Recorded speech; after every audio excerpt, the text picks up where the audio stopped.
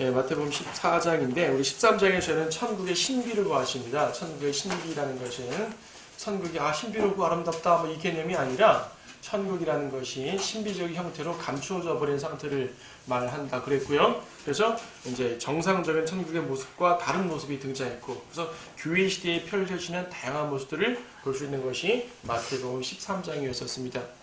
14장은요, 세 가지 사건이 나옵니다. 하나는 침례인 요한의 죽음에 대한 모습 나오고, 또 하나는 우리가 잘 아는 오병이어의 기적이 나옵니다. 그 다음에 예수님이 물 위를 걸으신 장면, 세 가지 중요한 주제가 나오는데, 이 세 가지 사건들도 경륜적으로 혹은 마태복음의 흐름 속에 쭉 보게 되면은 이제 하나님의 특별한 섭리의 역사를 볼 수가 있습니다. 그 내용을 하나씩 살펴보도록 하죠. 일단 광야가 나오고 또 풍랑이 나옵니다. 광야와 풍랑은 모두 이 세상을 상징하죠. 세상에서 성도들을 괴롭히는 세상의 모습들을 상징합니다. 성도의 고난과 연관되어 있는 본문입니다.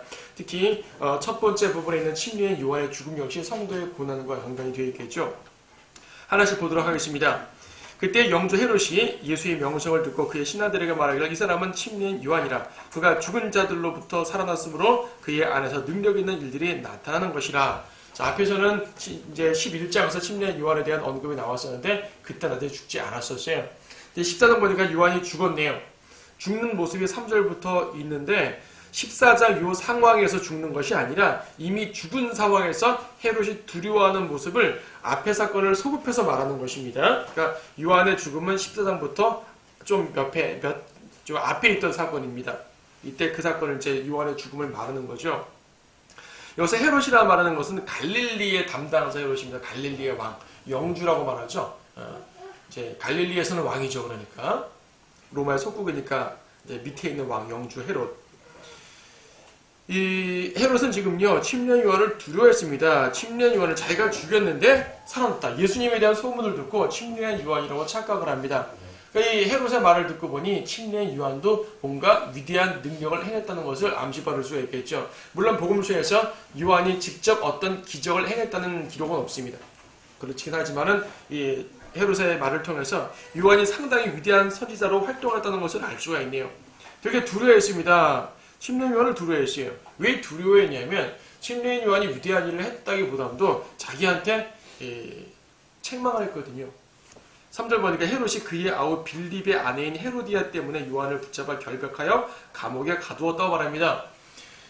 지금 여기서 말하는 헤롯은 갈릴리 지역의 왕이고요. 갈릴리 동쪽에 또 다른 지역이 있습니다. 오늘날 골란 고원이라고 하는 골란과 시리아 지역에 있는 그쪽 지역인데 이쪽에 담당 왕이 또 있습니다. 이 왕도 헤롯이에요. 근데 이 왕은 헤롯 빌립입니다. 지금 성경에 빌립의 아내라 그랬죠? 헤롯 빌립이에요. 다 헤롯 가문에 속한 왕들인 거죠. 그리고 여기서 말하는 헤롯은 이제 헤롯 안티파스라 그래가지고 둘 다 형제입니다. 갈릴리 지역은 헤롯 안티파스가 다스리고 갈릴리 동쪽은 헤롯 빌립이 다스렸는데 헤롯이 저기 말하는 안티파스가 자기 동생 빌립의 아내를 뺏은 거죠. 당시 고대 로마 그리스 시대에는 이런 일들이 비일비재합니다. 다른 사람의 아내를 빼앗고 또 도망가고 이런 일들이 역사적으로 많이 비일비재했는데 그런 중에 하나예요. 죄죠, 죄. 요한은 그것을 책망했습니다. 4절에서 당신이 그 여자를 취하는 것이 부당하다. 선지자는요, 죄를 책망하는 선지자입니다. 죄를 책망하지 않는 선지자는 의미가 없죠. 자, 죄를 책망합니다. 이런 말들에 대해서 헤롯은 두려워했습니다. 왜 두려워했냐면 5절에서 그리하여 그가 요한을 죽이려 했으나 무리를 두려워했으니 이는 그들이 요한을 선지자로 여겼습니다. 자기는 지금 요한을 죽이고 싶어요. 근데 무리들이 선지자로 여긴 사람 함부로 죽일 수 없어요. 근데 사실은 자기 자신도 요한을 선지자로 여겼었습니다. 여기 어디에요? 마가복음 6장 20절 말씀 보면요. 마가복음 6장 20절 말씀에 그런 말인데요. 자, 똑같은 본문이지만 마가복음에서 좀 묘사가 좀 이렇게 추가되어 있죠. 좀 더 자세한 묘사가 나옵니다. 마가복음 6장 20절 보니까 이런 말이네요. 이는 헤롯이 요한을 의롭고 거룩한 사람으로 알고 두려워하며 그를 주목하였고 또 그의 말을 듣고서 많은 일을 하였으며 기쁘게 들었기 때문이라. 평상시에 요한이 말하는 것을 귀담아 들었습니다. 헤롯은. 세상 사람들도요, 그리스도인들이 말할 때 좀 좋은 말들 있지 않습니까? 좋은 말들 귀담아 듣고 참 좋은 말 했네, 맞는 말이야, 역시 좀 이렇게 교회 다니니까 하나님 믿으니까 바른 말 하네, 좋네, 바른 말 들어요. 그리고 이런 말들을 통해서 오케이, 내가 그 말이 맞으니까 자기의 정책에 반영도 하고요, 많은 일들을 들었다고 합니다. 요한을 주목하고 그의 설교에 귀를 기울인 적이 있습니다. 하지만 요한이 헤롯의 죄를 직접 지적하자 헤롯은 요한을 죽이려고 마음 먹은 거죠. 근데 또 이 무리들을 두려워하니까 함부로 죽일 수는 없고요. 지금 헤롯의 마음이 복잡합니다. 자기가 존경까지는 아니지만은 그래도 인정했던 선지자. 근데 자기를 책망합니다. 화가 납니다. 자, 의롭게 여기는 그 선지자를 자기를 지적했다고 죽이려고 하는 것은 얼마나 악한 독재자의 모습입니까? 과거 모든 역사를 통해서 볼 때 아주 포악한 폭군의 모습인 거죠. 폭군이라고 다 나쁜 게 아닙니다. 평상시 좋은 정치를 펼 때도 있어요. 근데 문제는 뭐냐면 자기를 대적하면 그걸 못 참는 것이에요. 오늘날 보세요. 오늘날 수많은 지도자라는 사람들, 평상시는 인자한 모습으로 잘 다가가죠? 그런데 그 사람의 잘못을 지적하면 180도 돌변합니다. 그러니까 이거예요. 절대 권력자들은 나는 건들지 말라는 얘기예요. 나는 건들지 말고 다른 얘기는 다 듣겠다. 내 권위는 지켜달라 이거죠. 이게 세상 통치자들의 모습입니다. 자기의 권위만 보존되면 다른 말은 다 들을 수 있어요. 열린 마음이에요. 근데 자기의 권위가 도전받으면 절대 못 참는 거죠. 이게 오늘날 세상 권력자들의 모습이고 또 많은 교회들의 지도자들의 모습이기도 합니다. 참 안타까운 모습이죠. 하지만 하나님의 말씀 앞에 높고 낮음은 없습니다. 세상에서 높고 낮음이 있는지 모르지만 하나님의 말씀 앞에서 높고 낮음이 없는 것이에요. 아무리 높은 사람도 하나님의 말씀으로 책망을 받을 때 받아야죠. 자, 헤롯은 자기를 지적하니까 화가 나서 요한을 죽이려고 합니다. 보니까 또 군중들이 두렵네요. 헤롯은 두려움이 휩싸였던 사람입니다. 요한도 두려워했죠. 백성들도 두려워하죠. 죽이고 싶은데 두려워서 못 죽입니다. 6절 그러나 헤롯의 생일이 되었을 때 헤로디아의 딸이 그들 앞에서 춤을 추어 헤롯을 기쁘게 한지라. 이로 인하여 그가 맹세로 약속하기를 그녀가 구하는 것은 무엇이다 그녀에게 주겠다고 하니 그녀가 자기 어미의 지시를 미리 받고 침례 요한의 머리를 쟁반에 담아 여기서 내게 주소서 라고 말하였더라. 왕은 근심하였으나 근심하죠. 요한을 죽여야 되겠네. 그래서 죽이는 것이 겁났는데 죽여야 된다는 얘기. 약속을 했으니까. 잔치자리에 모인 사람들 앞에서 한 약속을 지켜야 됩니다. 역시 군중들을 두려워하는 것이에요. 결과적으로 침례 요한을 죽이죠. 목베어 죽입니다. 10절 그가 사람을 보내어 감옥에 있는 요한을 목베어 그의 머리를 쟁반에 담아와서 그 소녀에게 주니 그녀가 그것을 자기 어미에게 가져갔더라. 그 요한의 제자들이 가서 그 시체를 가져다가 장사 지내고 예수께서 말씀드리니라. 보세요. 정말 역사상 가장 위대한 선지자입니다. 예수님께서도 요한에 대해서 말할 때 구약의 모든 선지자보다 가장 위대한 선지자라고 말한 그 선지자입니다. 하나님의 가장 위대한 일꾼이죠. 그의 죽음을 보세요. 멋지게 싸우다 죽었으면 그나마 괜찮습니다. 여러분 장군은요 전쟁터에서 죽는 게 가장 멋있잖아요. 싸우다 죽는 것처럼 용맹한 게 어디 있어요? 명예롭죠. 지금 침례 요한이 명예롭게 죽었습니까? 비참하죠. 이런 것 같아요. 사자처럼 외친 선지자가 파리처럼 죽었어요. 존경받는 죽음입니까? 이렇게 죽을 수가 있어요? 너무 황당하지 않습니까? 재판도 없이 그냥 선유에 춤추는 거에 약속해서 죽인 거예요. 그냥 세상 이런 거 어디 있습니까? 아까 누가 질문하더라고요. 과거에 우리 이 그리스도인들이 수많은 사람들이 중세시대나 이렇게 박해받아 죽었는데 왜 그들은 죽어야 됐냐고. 하나님은 그들을 구할 수 있지 않냐고. 그렇죠. 질문 가실만 하죠. 그냥 한두 사람은 죽은 게 아닙니다. 수많은 사람들이 죽었잖아요. 그냥 무지막지하게 죽였습니다. 말씀드린 것처럼 정상적인 전투 중에 죽은 것도 아닙니다. 연기처럼 사라졌어요. 파리처럼 죽었습니다. 너무나 비참하죠. 왜 하나님은 이런 것들을 허락하실 것인가? 하여튼 우리가 오전에 뭐라 그랬습니까? 하나님 앞에 왜라고 질문하지 말라 그랬죠. 하나님 뜻 가운데 있습니다. 어쨌든 그들은 다 위에서 보상받고 있고요. 위에서 순교자로서 면류관 받고 있는 것이니까 그들 자신에 대해서는 뭐 문제가 없겠죠. 역사를 통해서 하나님 왜 그런 일을 허락하셨을까? 글쎄요. 하나님께서는 죄악이 천권하는 것을요 원치 않지만 허락하실 수가 있습니다. 그것이 도에 찼을 때, 잔에 찼을 때 그 죄악을 심판하십니다.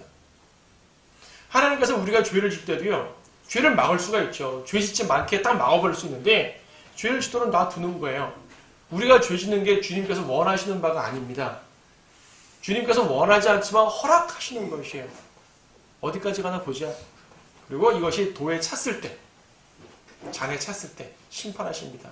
이건 개인적인 모습과 국가적인 모습, 사회적인 모습 모두가 마찬가지입니다. 예. 그래서요. 왜라고 묻지 말고 이것이 현상임을 인정하셔야 됩니다. 이 말은 뭐냐면 여러분들도 하나님의 복음을 위해 싸우다가 주님의 진리를 위해 싸우다가 정말로 말도 안 되는 박해를 당할 수가 있다는 얘기죠. 지금은 물론 이때처럼 순교의 시대도 아니고요, 그렇죠? 순교의 시대도 아니고 뭐 이렇게 공산국가 살고 있는 것도 아니고 이슬람 국가 살고 있는 것도 아니기 때문에 우리가 그 정도로 순교하지 않겠지만 그나마 여러분들은 박해도 받고 미움도 받고 욕도 먹고 비난도 받지 않습니까? 우리가 왜 그래야 되죠? 왜 그래야 되냐고 묻기 전에 침례 요한은 그렇게 죽었고요. 우리의 모든 믿음의 선배들이 그렇게 고통을 당했습니다. 하나님께서 약속하신 건 그 모든 것들의 생명의 면류관을 약속해 주셨을 뿐입니다. 그리고 그 모든 과정 속에 주님께서는 고통 중에 함께 하셨고요. 그리고 역사를 이끌어 놓으시고 그 이후에 그들의 피로 말미암아 순교자들의 피로 말미암아 교회를 세워주시고 진리를 전파케 하시고 주님 영광 받아주시는 것이죠. 여러분이 당하는 모든 일들이 하나님의 영광 가운데 있다면 우리는 기뻐할 수가 있습니다. 심리온 요한이 내가 이렇게 열심히 주님의 복음을 사역을 했는데 이렇게 비참하게 죽일 수 있습니까? 라고 주님께 항변하고 죽지 않았을 것입니다. 감사했겠죠. 바로 그것입니다. 물론 예수님은 그 말씀을 듣고 참 마음이 찹찹하셨을 것입니다.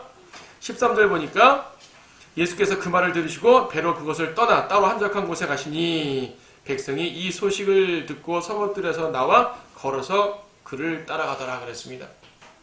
예수님은 그 소식을 들으신 것이요. 들으시고 따로 한적한 곳으로 가셨습니다. 이 말밖에 없어요. 예수님의 반응. 안 됐다라든지, 자, 때가 다 된 거라든지, 뭐, 그것은 하나님의 뜻 가운데 있어라든지, 아니면 유언의 제자들을 위로하셨다든지, 이제부터 나를 따르라 그랬다든지, 이런 말 없습니다. 그런 말을 했었을 수도 있지만, 없어요. 그냥 한적한 곳에 가셨다. 여러분, 이 표현을 통해서 예수님의 심정을 느낄 수 있을 것 같지 않습니까? 예수께서 그 말을 들으시고, 배로 그곳을 떠나 따로 한적한 곳으로 가시니, 떠나신 것이에요. 그분의 심정을 알 수 있습니다. 성도들의 고난을 허락하시는 심정 말입니다. 고난을 안 받게 하시고 싶은데 어쩔 수 없이 허락하실 때가 있습니다. 그 허락하시는 심정. 저는 이 문장에서 그걸 이룰 수 있었던 것 같습니다. 자, 어쨌든 사건은 넘어갑니다. 사건은 넘어가요. 예수께서 그 말을 들으시고 배로 그곳을 떠나 이거죠. 따로 한적한 곳으로 가시니 백성이 이 소식을 듣고 성읍들에서 나와 걸어서 그를 따라가더라.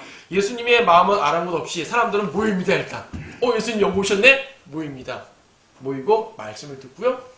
또 병도 치유받고요. 많은 표적들을 얻죠. 주로 병 고침 때문에 따라갑니다. 병 고침 때문에. 14절 예수께서 나오셔서 큰 무리를 보시고 가엾게 여기시니 그들의 병든 자들을 고쳐주시니라. 자, 예수님의 심정이 뭐예요? 가엾게 여기셨습니다. 얼만큼 가엾게 여기셨냐면 퇴근 시간도 지키지 못하고서 일하신 거예요. 쉽게 말하면. 15절 저녁이 되죠. 주의 제자들이 주께 와서 말씀드리기를 이것은 외딴 곳이고 이제 시간도 지났으니 무리를 보내어 마을들로 들어가 각자 음식을 사 먹게 하소서. 제자들의 말을 현대적으로 풀게 되면 퇴근 시간 됐습니다. 이제 갑시다 그 말입니다. 저녁 시간 됐잖아요. 자, 이제 그만하시고 우리도 배고프고요. 저들도 힘들 테니까 가서 이제 막 마을로 가서 사 먹게 하시고 우리는 퇴청하시지요. 주님도 하루 종일 고생하셨잖아요. 주님도 하루 종일 고생하셨잖아요. 속에서 우리도 좀 쉴게요. 그렇죠? 선생님이 쉬어야지 자기도 때 쉬죠. 비서들이 쉬려면 보스가 쉬어야 됩니다. 근데 이 예수님의 마음은 그것이 아니거든요, 지금. 자기에게 다가오는 그 수많은 그 불쌍한 사람들을 놓치고 싶지 않으신 것입니다. 계속 치유해 주신 것이에요. 계속 그들을 보살펴 주신 것이 이게 예수님의 마음입니다. 예수님의 심정은 계속 그들을 돌봐주고 싶으신 것이고 제자들의 마음은 빨리 일 끝내고 쉬기를 바라는 것이에요. 15절에 금방 읽었죠? 예, 이것은 외딴 곳이라. 외딴 곳. 이제 지리적으로요, 이 지역은 베단이라는 지역 근처입니다. 베단이라는 것은 갈릴리 북쪽, 갈릴리 바다의 북쪽 연안 마을인데 북쪽 중에서도 약간 동쪽에 치우쳐 있는 곳이 베단입니다. 지금 그 지역 보게 되면 언덕, 갈릴리 주변으로 언덕이 있고 언덕 넘어서 베단이라는 곳이 있고요. 언덕에서 바다 쪽으로 쭉 내려오면 꽤 큰 평지가 있어요.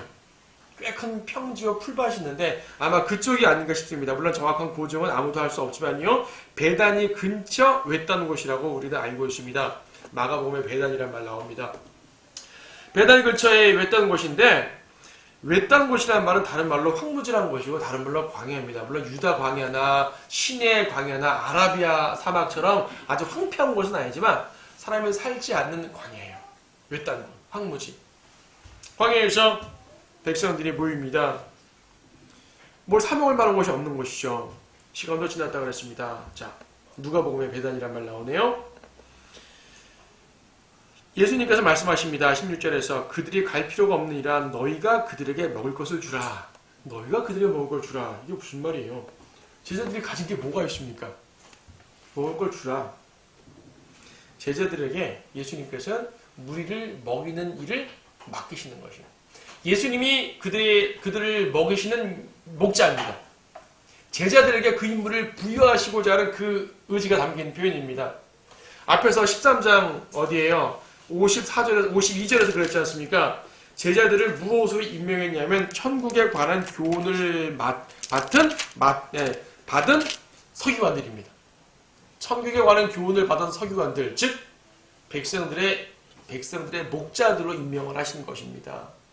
너희가 목자들 아니냐? 너희가 먹을 걸 줘야지. 너희가 먹을 걸 주라. 물론 그들의 믿음을 이제 시험해보는 모습일 수도 있겠죠. 먹을 것을 주라는 말이 당장 없는데 어떻게 만들어줍니까? 어떤 이런 기적의 관점 말고요. 제자들에게 계속 일을 시키는 관점으로 생각해 보십시오.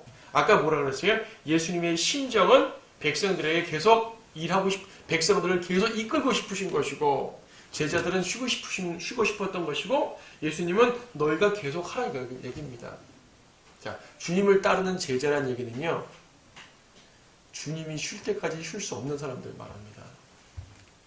물론 우리는 육체를 입었기 때문에 잠도 자야 되고 쉴 수도 있죠. 당연히 잠은 자야겠지만 주님이 우리에게 깨어있으라고 말한 이유가 무엇입니까? 24시간 잠도 자지 말고 깨어있으라는 말 아니지 않습니까? 긴장하라는 말이에요. 지속적으로 주님의 일을 하라는 말이에요. 멈추지 말라는 얘기예요. 우리의 진짜 쉼은 하늘에 올라가서 쉴 것입니다.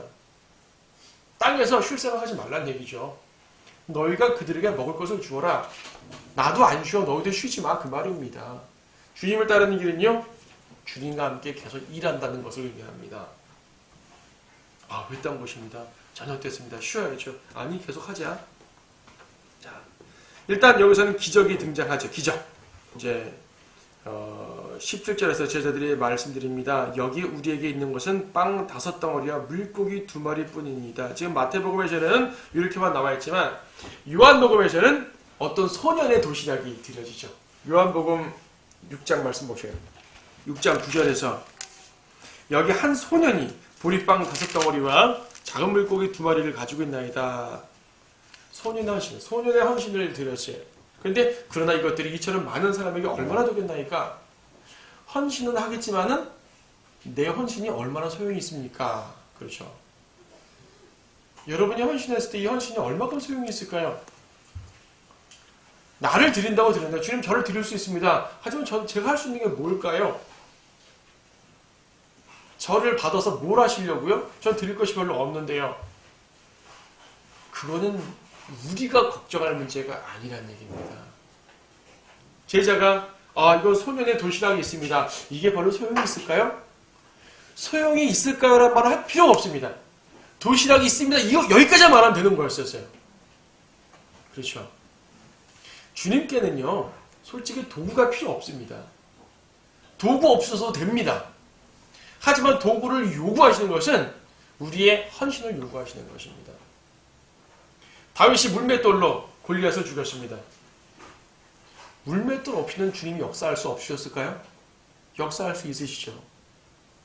재판관에 보게 되면 샴갈이라는 재판관이 소모는 막대기로 필리스티안 600명을 쳐 죽였습니다. 막대기 없으면 주님께서 역사하지 못하셨을까요? 주님 할 수 있습니다. 하지만 주님께서는 그 막대기를 쓰신 것이고 다윗의 물매를 쓰신 것이고 소년의 도시락을 쓰신 것이에요. 소년이 도시락을 드리지 않아도 예수님은 다른 무엇인가를 통해 이 일을 하셨을 것입니다. 하지만 적어도 그 소년은 성경에 기록될 일이 없었겠죠. 도시락을 드리지 않았다면 소년의 도시락이라는 말은 우리는 2000년 동안 알 수가 없었겠죠. 성경에 기록된 것처럼 큰 축복이 어디 있어요. 이 소년의 이름은 기록되어 있지 않지만 우리는 나중에 하늘에서 그 소년이 누군지 아마 찾을 분도 계실 것입니다. 도대체 어떤 분이셨어요? 아, 이분이셨군요. 그렇죠. 하나님께서는 우리의 헌신에 크고 작음이 중요하지 않습니다. 우리의 헌신이 없어도 할 수 있습니다.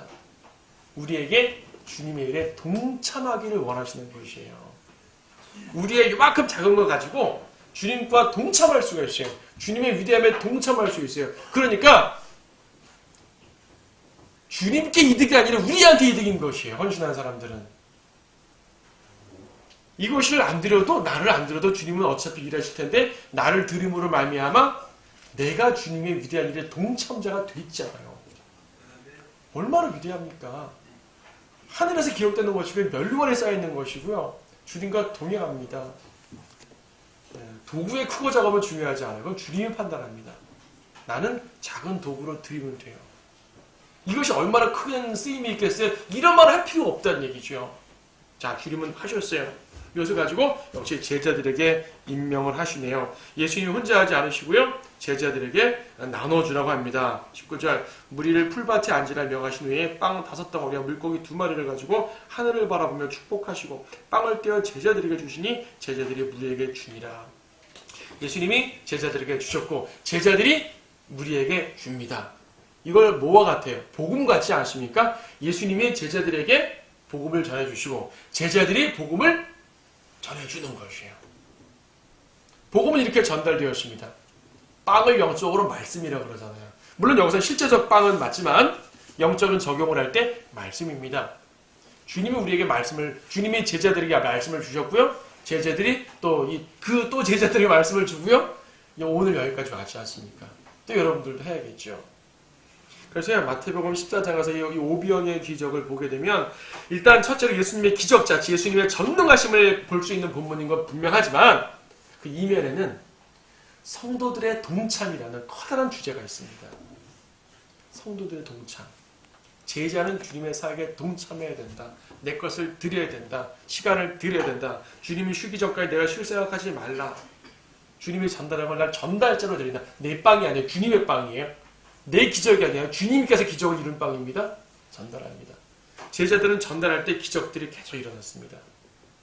예수님이 빵 5개 가지고 상당히 많은 빵을 만든 게 아니지 않나요? 그냥 빵을 나눠줬더니 또 그걸 나눠줬더니 또 막 계속 생기는 거거든요. 띄워줄 때마다 띄워생기고 띄워생기고 띄워주면 또 생기고 띄워주면 또 생기고 제자들이 기적의 동참자가 됐습니다. 여러분이 주님의 복음에 동참할 때 여러분들은 예수 그리스도의 기적에 동참하는 것이에요.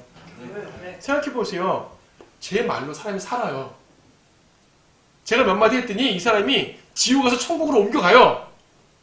물론 제 말이 아니죠. 하나님 말씀이죠.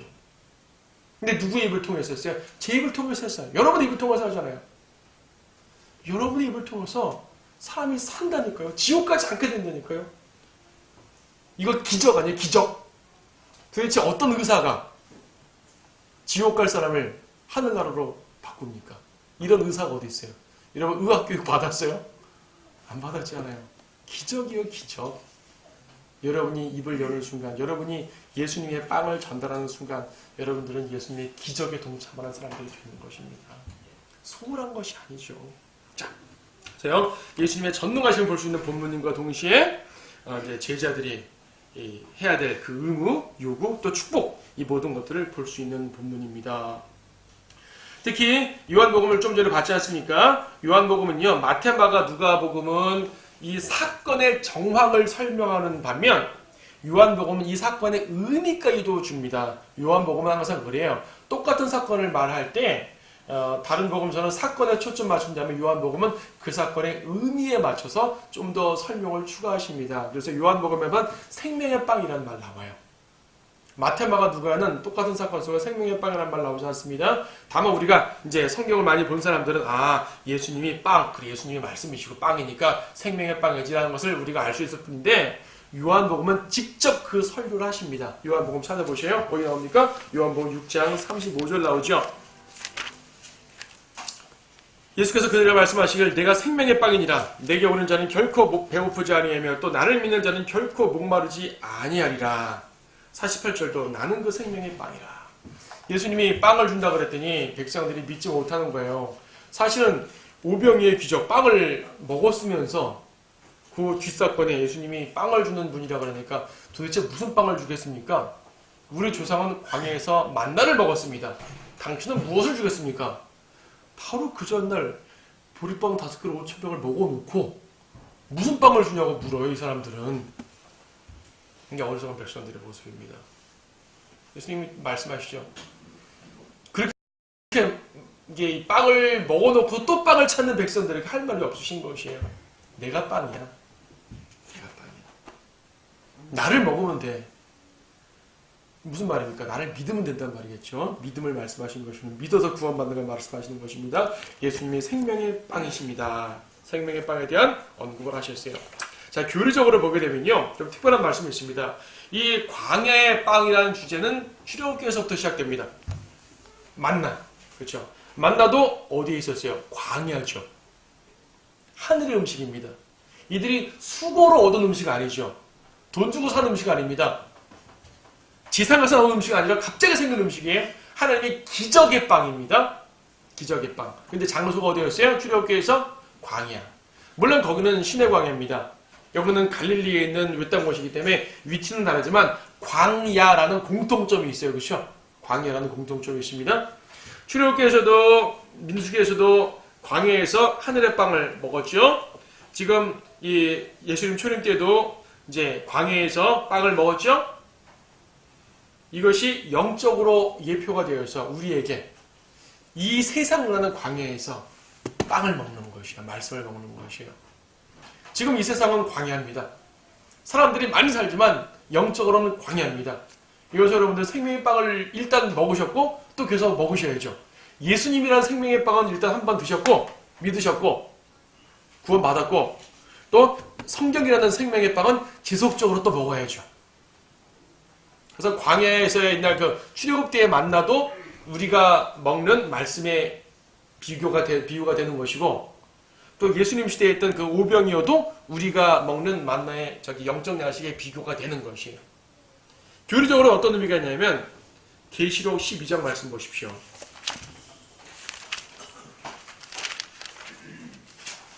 계시록 12장 보게 되면 하늘에 커다란 표적이 나타나는데요. 한 여인이 나타나죠. 여인이 사내아를 낳습니다. 사내아이가 하늘로 올라간 다음에 마귀와 여인을 쫓습니다.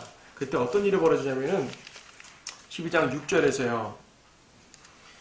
계시록 12장 6절 그 여인은 광야로 도망하였는데 그곳에는 그들이 그녀를 1260일 동안 부양하도록 하나님께서 그녀를 위하여 마련해 놓으신 곳이 있더라. 1260일은 3년 반. 그렇죠. 3년 반 동안 이제 이 숨어있을 곳이 있는 것이에요. 여기서 부양하신다 그래요. 이때도 광야입니다. 대환란 때도 광야에서 3년만 동안 하늘의 양식으로 부양하십니다. 무엇으로 부양하실지 몰라요. 마귀에게 쫓겨 도망했는데 광야에서 농사를 짓겠어요? 상업활동을 하겠어요? 이들은 초제한적인 부양을 받는 것이에요. 자, 우리는 예언적으로 페트라라고 하죠. 페트라. 네.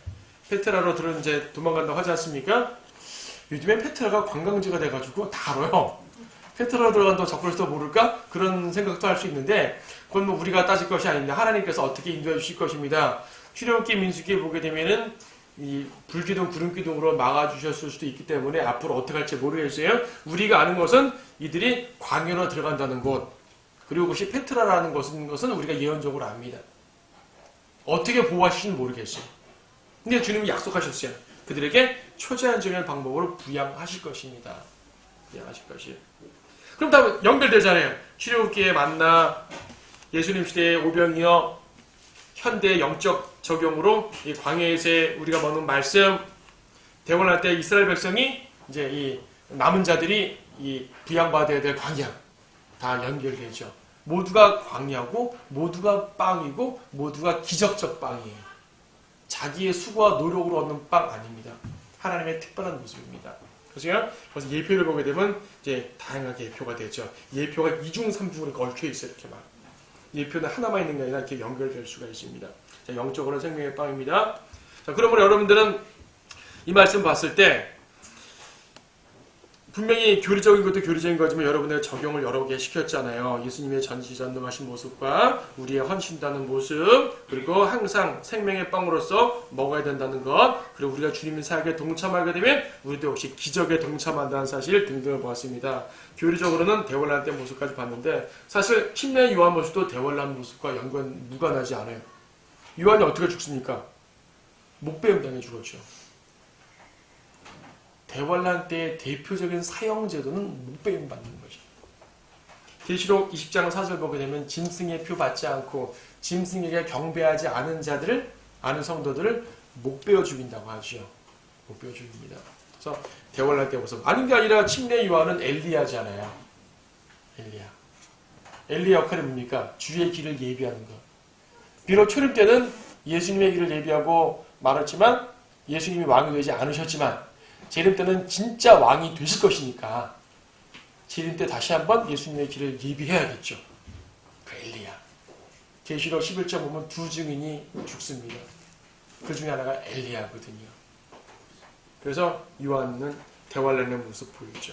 자, 영적으로 우리가 적용받아야 될 부분이 있습니다. 이 경륜적으로 말해서요. 13장에 일단 주님이 거절당하고 교회 시대가 왔잖아요. 그 다음에 뭐가 와야 돼요? 환란 시대가 오겠죠. 14장에 환란 시대의 모습을 보여줍니다. 환란 끝에 주님 재림하시죠? 우리 다음 사건, 풍랑을 통과해 걸어오신 예수님은 재림의 모습을 볼 수 있어요. 자, 이거 다음 시간에 좀 더 자세히 보도록 하겠습니다.